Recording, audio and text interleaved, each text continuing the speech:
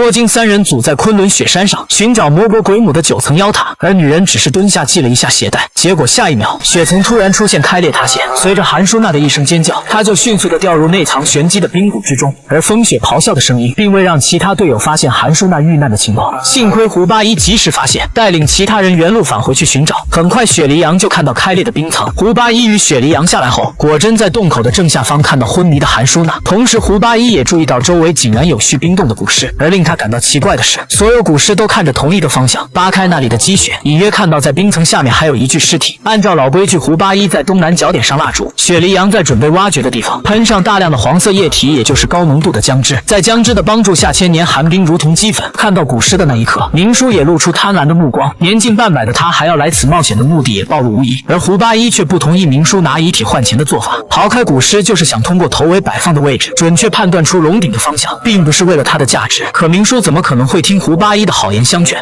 我话都说到这份上了，不明白吗？不能动，我非动不可能。那你就动个试试，你看胖友样子。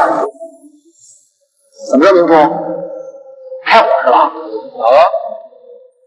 见明叔放不下金钱的诱惑，胡八一只好先行离开。可就在明叔一伙人即将要抬出尸体时，西北角的蜡烛突然熄灭，尸体抬起的同时，下方喷出大量蓝色火焰。韩舒娜本能的反应推开了明叔，而火焰的冲击力直冲天空，让在上面等待的初一都感到打鼾。火焰持续的时间更是令人叹为观止。幸好大家都安然无恙，只有韩舒娜代替明叔被烧成了黑黝黝的木炭。夜晚峡谷中，大风呼啸而过，明叔痛失知己，在风中懊悔哀嚎。可胡八一却发现韩舒娜的尸体在移动。一瞬间，胡八一竟不相信自己的眼睛，可随后发生的事证明胡八一的眼睛没有问题。韩舒娜的尸体不仅在缓缓蠕动，竟然以极其诡异的姿势站在胡八一的面前。胡八一开枪射击根本就不起作用，眼看韩舒娜的黑爪就要触碰到他了。